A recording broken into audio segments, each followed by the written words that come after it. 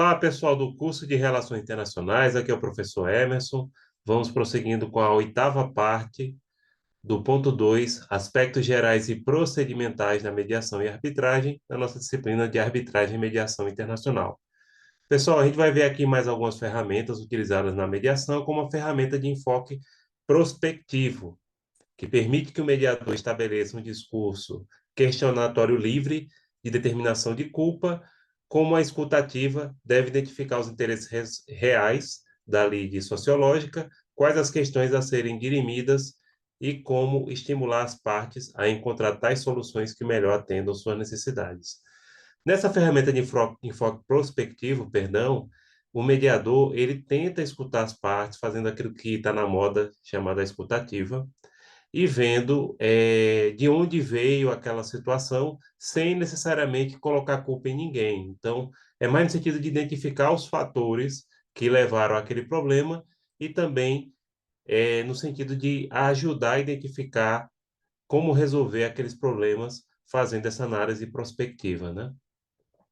Ferramenta de teste de realidade. Consiste em estimular a parte a proceder a uma comparação do seu mundo interno com o mundo externo, como percebido pelo mediador. Nessa ferramenta de teste de realidade, o mediador ele chama a atenção das partes para que notem, por exemplo, alguns fatores geralmente positivos que elas têm em relação a outras pessoas. Diz, vocês estão aqui com esse problema, mas ao mesmo tempo vocês têm uma grande oportunidade de negócio aqui que outras pessoas não têm. Então, vamos tentar resolver isso aqui para justamente vocês não perderem essa oportunidade de negócio. Então, no sentido de estabelecer uma comparação com o mundo externo e mostrar as vantagens que as partes que estão no conflito têm na relação que possa ser estabelecida entre elas ou a partir da resolução dos problemas que estão ali naquele relacionamento, né?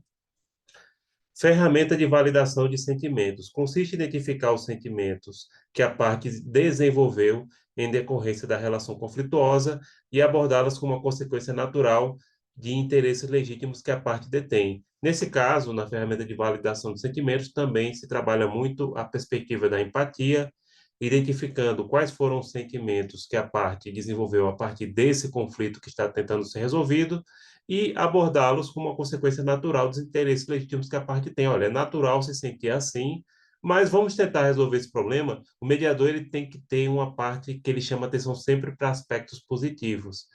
Ele aqui procura naturalizar os sentimentos, claro, não necessariamente focando na questão da raiva, mas, sobretudo, chamando a atenção para que, olha, é natural que você sinta assim. Vamos tentar trabalhar esses sentimentos.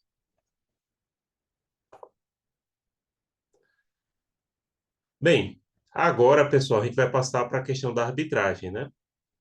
Conceito de arbitragem para o professor Charles Jarronson, em sua tese de doutorado. A arbitragem é a instituição pela qual um terceiro resolve o litígio que opõe duas ou mais partes, exercendo a missão jurisdicional que lhe é conferida pelas partes. O conceito dele é um conceito bom e simples, né? Árbitro é uma pessoa que resolve o litígio de uma das partes. O árbitro, ele não é um juiz formal do Poder Judiciário. É alguém que resolve, diferente do mediador que dá sugestões, né? O mediador, ele dá sugestões de como resolver. O árbitro, ele decide. Carlos Alberto Carmona enxerga a arbitragem como meio heterocompositivo de solução de litígios, que se distancia da mediação e da conciliação na medida em que as últimas se referem a meios autocompositivos de solução de litígio. A palavra hétero indica que outra pessoa vai resolver o problema. Mesmo que na mediação e na conciliação você tenha interferência de terceiro, como mediador e conciliador, ele só dá sugestão, né?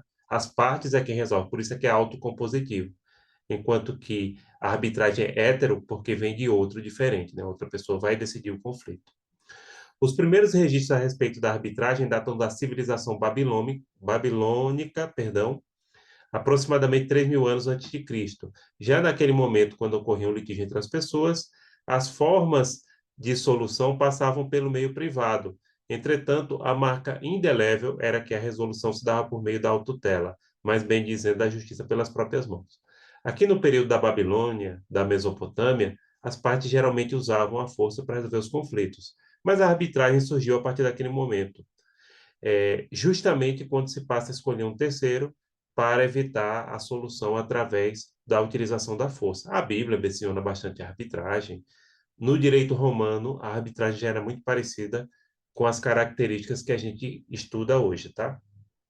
Mas, assim, a arbitragem, dentro desses princípios e características que a gente vai ver, é coisa romana, tá? Não vem da civilização babilônica.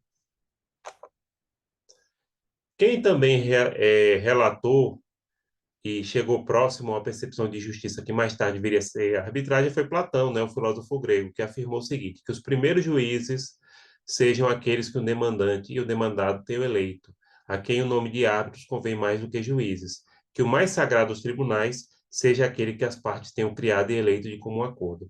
Platão, ele defende a arbitragem e aí chama a atenção para uma característica fundamental que ela detém até hoje, que é o fato de que as partes em conflito, diferente do que ocorre com o juiz, elas indicam quem vai ser o árbitro. No caso do Poder Judiciário, quando a gente dá entrada numa ação, se naquela comarca tem vários juízes, inclusive é proibido escolhê-los, né? Não sei se vocês sabem disso.